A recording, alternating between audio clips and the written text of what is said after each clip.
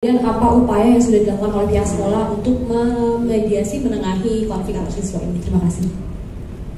Nah,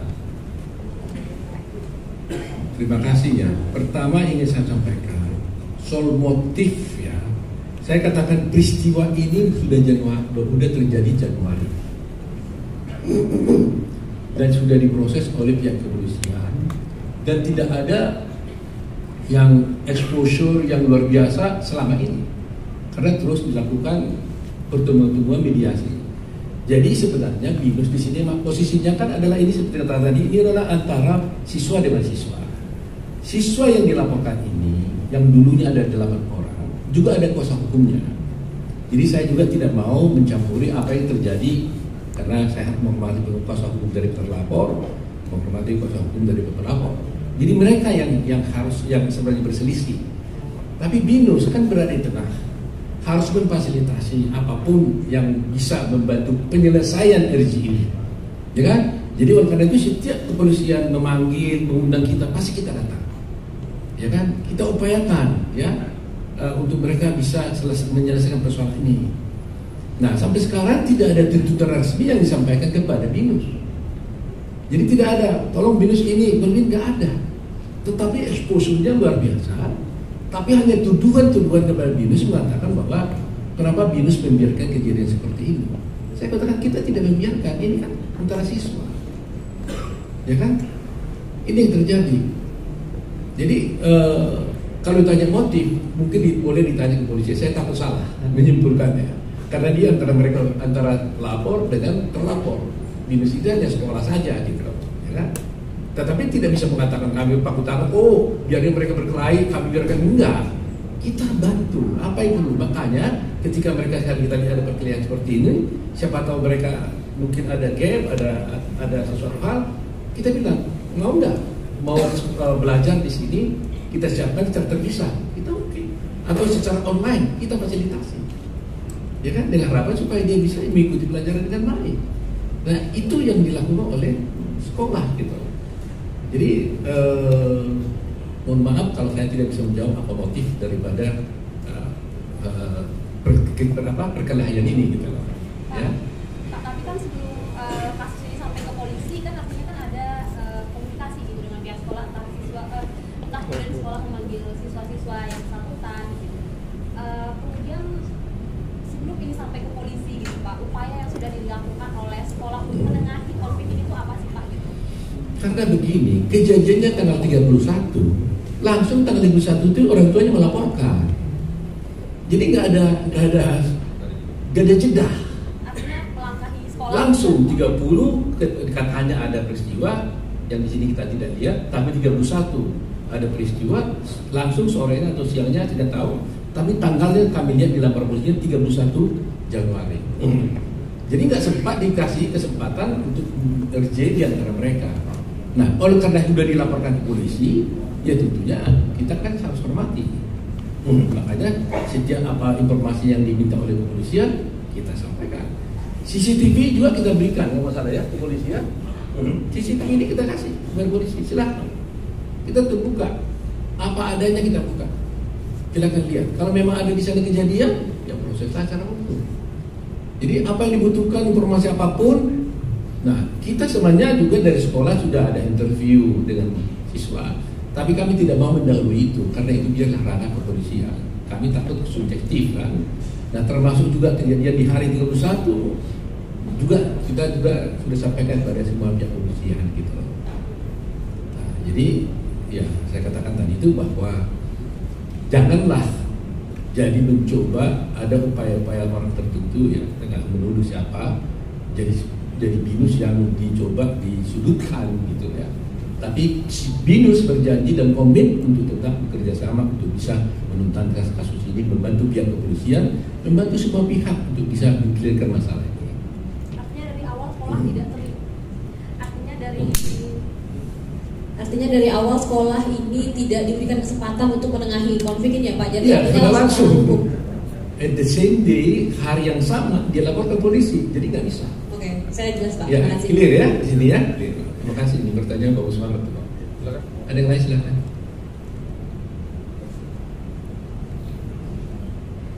Selamat siang Pak Oto dan kawan-kawan. Selamat sore. Saya Rian dari CNN Pak. Ada 3 pertanyaan. Yang pertama soal dugaan penyerangan dan pencemaran nama BINUS ya. Tadi Pak Oto menyampaikan akan ada tuntutan hukum balik ya. Ingin menegaskan tuntutan hukum balik itu sejauh ini apakah baru ultimatum atau memang sudah dilaporkan Pak? Yang kedua soal restoratif justice, karena ini kan dari polisi bilang mengenai pendidikan dan kemarin ada mediasi ya Pak ya. Hasil mediasi kemarin itu seperti apa Pak? Kalau boleh dibicarakan hasilnya Pak. Yang ketiga soal penegasan soal siswa yang terlibat dan sudah diberikan sanksi itu berapa banyak Pak, dan sanksi itu apa aja? Terima kasih. Begini, karena ada perkelahian seperti ini, sekolah telah bertindak men-scourcing.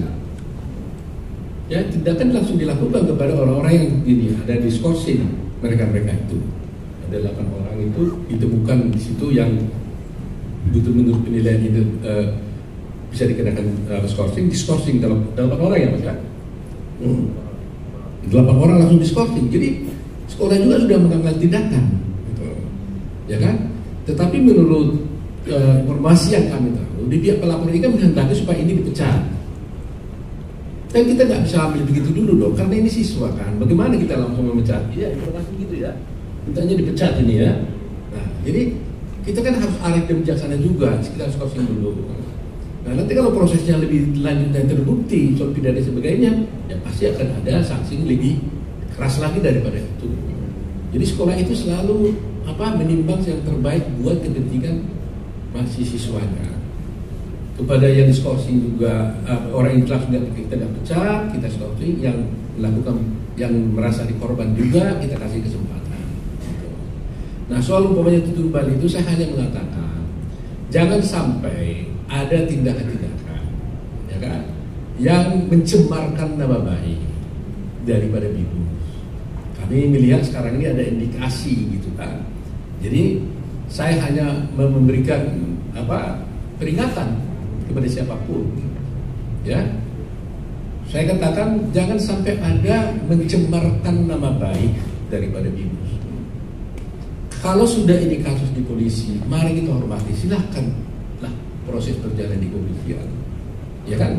Kalau ada merasa bahwa ada tindakan yang dirugikan oleh BINUS, silahkan juga tempuh proses hukum yang berlaku.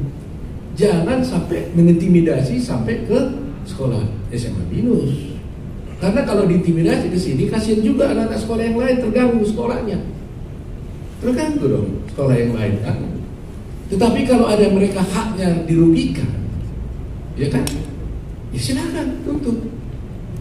Baik kepolisian maupun ke pengadilan, kita siap menghadapi proses hukum itu. Ya kan? Karena saya katakan tadi itu, fakta-fakta itu kan kita bisa melihat berdasarkan pengetahuan visual kita, pemeriksaan saksi kita, dan kemudian berdasarkan bukti-bukti CCTV. Kalaulah kami diberikan kesempatan untuk memediasi mereka, ya kan itu kan lebih baik tadinya. Tapi karena ini sudah sampai di polisi, ya kami tidak bisa jauh bertindak. Kami harus mengikuti semua prosedur yang ditetapkan oleh pihak kepolisian. Nah, jadi kalau tadi saya katakan tutup balik itu, kami tidak bermaksud sebenarnya ingin kasus ini menjadi panjang-panjang. Karena biar bagaimanapun dan krisis hukum kita sekarang ini, RJI itu adalah paling utama, restoratif justice. Saya sebagai seorang advokat selalu menyuruhkan itu. Bahkan lebih parah dari ini pun kejadiannya, kita selalu bilang tolong upayakan restoratif justice, didamaikan para pihak. Kita tidak menginginkan ada penjara penuh. Sudah terlalu banyak biaya negara untuk membiayai orang-orang yang di penjara sana. Tidak ada itu. Kita lihat nih betapa banyaknya orang yang di penjara sana karena narkoba dan sebagainya. Sampai tidur pun harus berdiri bergantian. Hari jam 5, 3 jam tidur, 3 jam berdiri, 3 jam tidur, 3 jam berdiri. Sampai begitu penjara. Nah, jadi upaya kami, kalaulah ini, walaupun demikian kami katakan begini, agak sedikit mungkin agak tegas, ya, kami tetap seandainya pelapor dengan terlapor bisa melakukan RJI dan apa yang bisa dibantu oleh BINUS dengan senang hati, pasti BINUS mau bekerjasama untuk menyelesaikan ini dengan sebaik-baiknya. Itu poin kami. Hasil mediasi kemarin Hasil mediasi kemarin itu belum ada karena pihak pelapor katanya kalau nggak salah si terlapor ini orang tuanya mengajukan minta maaf kepada keluarganya. Ya kan namanya orang dilaporkan ya udahlah maaf lah mungkin gitu ya. Tetapi si pelapor mengatakan kami akan sampaikan kepada prinsipalnya. Yang hadir dari pelapor itu kan kuasa hukumnya. Nah sampai sekarang kita belum tahu. Ya, jadi ya harapan kita mudah-mudahan sebenarnya semuanya hatinya menjadi tenang ya kan, saling masing-masing saling memikirkan nasib daripada masing-masing. Kami dari sekolah, di pihak sekolah juga memikirkan kalau boleh yang semua ini bisa tetap proses belajar ya kan, bisa menuntut sekolah dengan baik, bisa jadi seorang orang hebat nanti ya kan. Itu pikiran kami gitu. Jadi itulah saran kami kalau boleh semuanya menenangkan diri supaya bisa melakukan restoratif justice ya, didamaikan di antara para pihak. Itu ada lagi pertanyaan? Silakan, dari mana? Tentu kepada satu pihak tertentu itu pengeroyokan umpamanya. Nah kalau saya lihat dari videonya kan tidak ada pengeroyokan, ini perkelahian. Nah, tapi saya katakan tadi, apakah ada peristiwa lain di luar itu saya nggak tahu. Jadi saya tidak bisa mengatakan apakah sudah ada bullying atau tidak. Tapi kalau perkelahian di antara mereka satu lawan satu, saya bisa pastikan berdasarkan video ini pasti ada perkelahian di antara mereka. Nah ini menjadi pelajaran lah buat kita ya, karena bagaimanapun ya kita kan sebagai orang tua juga tidak ingin anak kita mendapatkan hal-hal seperti ini, ya kan? Nah itu sebabnya katakan kalau saya dari pihak sekolah menghimbau kedua pihak, baik itu pelapor untuk bisa saling memahami. Ya, kalau betul umpamanya terlapor ini melakukan kesalahan, ya seperti kemarin itu sudah minta maaf, coba diterima maafnya. Kalau betul, apakah dia minta maaf ini gara-gara memang bersalah, ya kan? Atau karena memang merasa karena dia dilaporin ya sudah lebih selesai minta maaf. Dan pelapor sebenarnya harus menunjukkan dengan tegas juga dia mau keinginannya apa. Apa dia ingin 8 orang ini harus dipecat, dan kalau dipecat itu kenapa dipecat? Ya kalau memang perbuatannya sudah melampaui aturan-aturan sekolah, ya memang pada waktunya harus dipecat kalau sudah terbukti. Tapi posisi yang diambil oleh sekolah ini sekarang ini nggak bisa langsung pecat, tapi harus crossing dulu sampai ada terbukti. Nanti kalau terbukti ternyata benar-benar mereka itu bersalah, melanggar aturan yang sedemikian rupa, ya sekolah juga bisa mengambil tindakan itu tegas untuk bisa memberhentikannya. Gitu. Jadi ini yang kita himbau, ya namanya ini bukan apa ya, anak-anak ya, gimana ya, pasti harus ada kita toleransi lah memahaminya. Ya kita tidak mentoleransi kalau ada pemukulan, ya kan, tidak berarti membenarkan itu, tidak. Tapi kalau terjadi begini harus kita cari jalan keluar yang terbaik. Dan pesan saya kepada semua anak-anak ya, kalau boleh ingat lihat kejadian ini jangan sampai terulang baik di sekolah ini maupun di sekolah manapun di Indonesia. Ya. Ada yang lain? Perhatian ini kan one by one Pak ya, di dalam toilet, akan tetapi kejadiannya di dalam sekolah. Mungkin karena itulah jadi ramai, jadi viral seolah-olah sekolah membiarkan. Tapi setelah yang disampaikan oleh Pak Pasibon tadi, sekolah sekelas ini tidak mungkin membiarkan. Dan kesalahan kalau saya lihat dan saya tanggapi apa yang Bapak sampaikan, dari pihak pelapor tanpa ada klarifikasi tiba-tiba melapor. Nah, mengingat yang berkelahi ini adalah siswa yang ada di sekolah ini, tentu kita tidak memikirkan siapa yang salah dan siapa yang benar, tapi lebih mengedepankan RJ tadi. Solusinya seperti apa nanti Pak? Ya, terima kasih ya. Jadi itulah. Jadi saya katakan tidak mungkin sekolah membiarkan. Tapi kalau kejadian di toilet seperti itu, bagaimana bisa mengawasinya? Tidak mungkin sekolah melihat apa kejadian di toilet. Kita sudah maksimal, kita buat CCTV. Sapam di tempat-tempat tertentu sudah disiapkan.